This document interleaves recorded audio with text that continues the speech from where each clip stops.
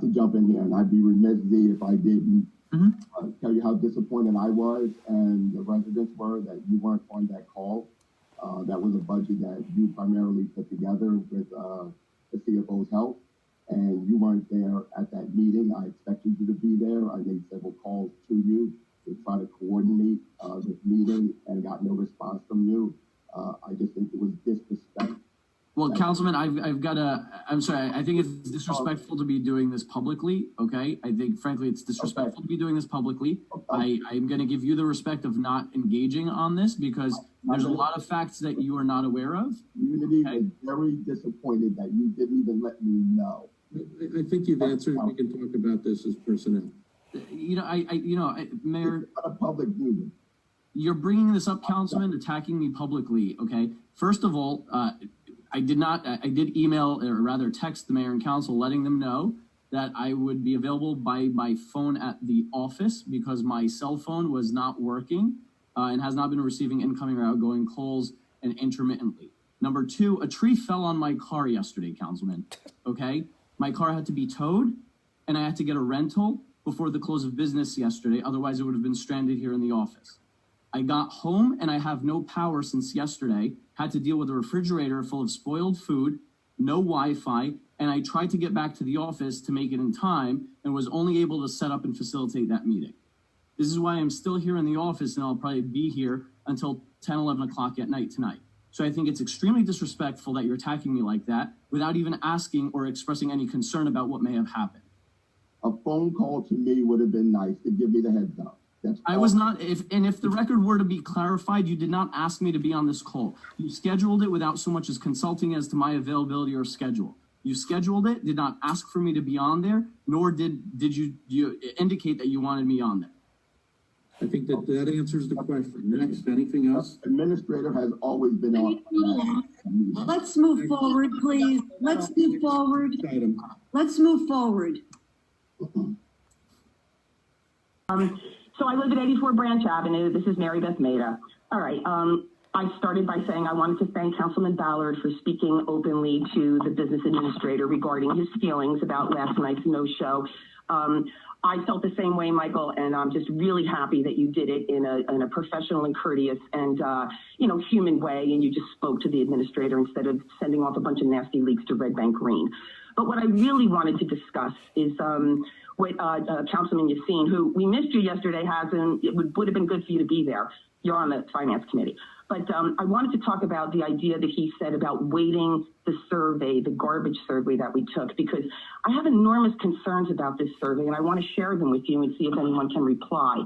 I reached out to Springfield, where Z worked last, and I opened their contracts, and I learned that they didn't save any money by reducing garbage, not 1 cent. It's the same.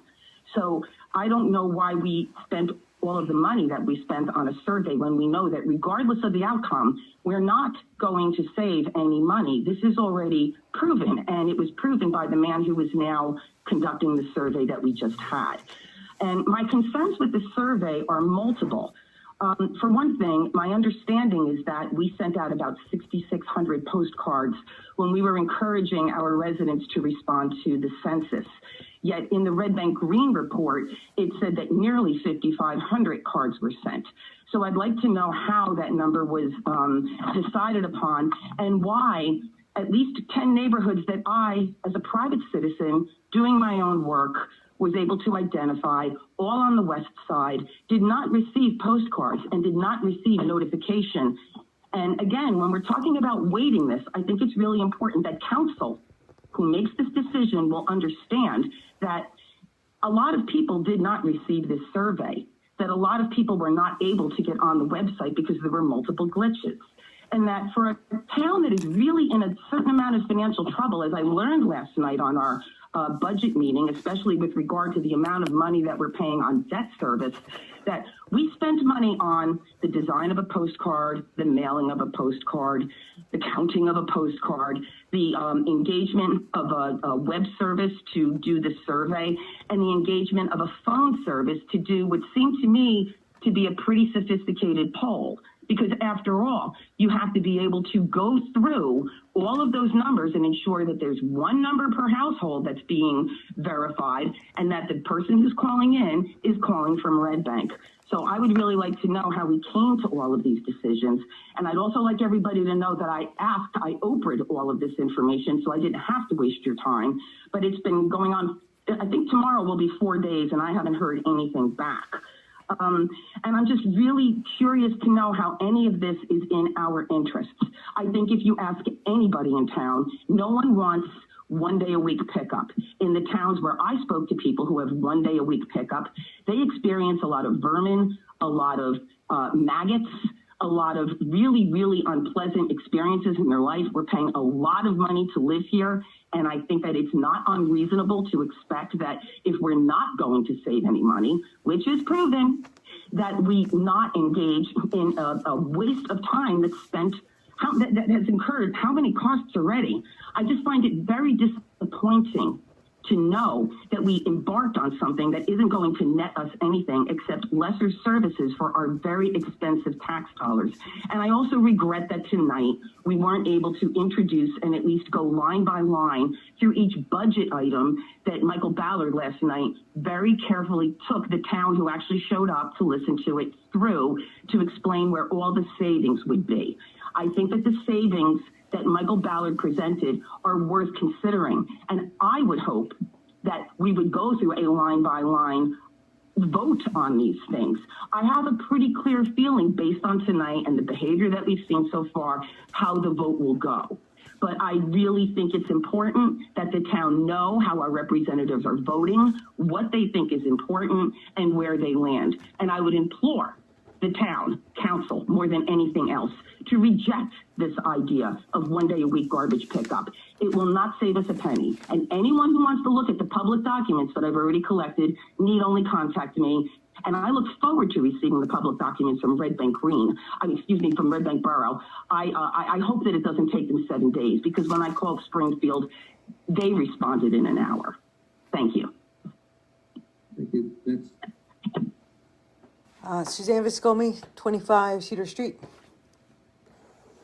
Couple things. One, I agree with the prior caller. Actually, myself and a couple of residents I speak to did not receive the postcard. And I think it's kind of disingenuous to send the postcard for a couple of reasons.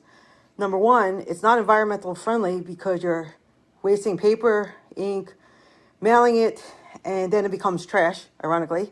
Number two, I think the simplest thing and the easiest thing, the most accurate thing you would do is go for a walk.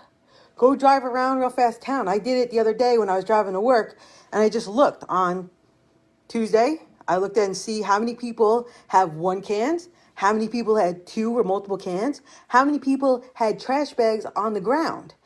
And therefore, you get an idea of what the demand is. Do it for a few days, and you get an accurate answer. Because, not for nothing, only 65% of the town answered the census survey where we paid lots of money to get feedback. So did we get accurate feedback and enough feedback?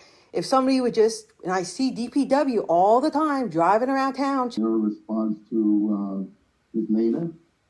Or are we moving on?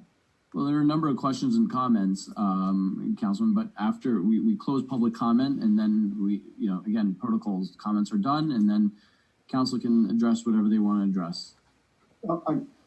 I'd just like to take a minute to address the comment section, because this is the only opportunity residents get to interact with their elected officials. And if you can't have a dialogue here, where is it supposed to occur?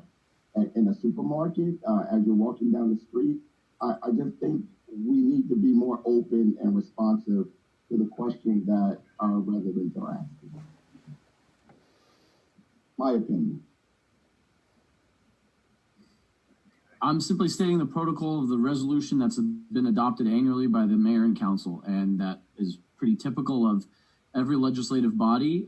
It's public comment. That's what's required by the law. It's public comment, not public Q&A, but the public always has an opportunity to call you on your cell phone, to email you, to meet you at Borough Hall, to meet anywhere. And again, it's your discretion how you want to respond.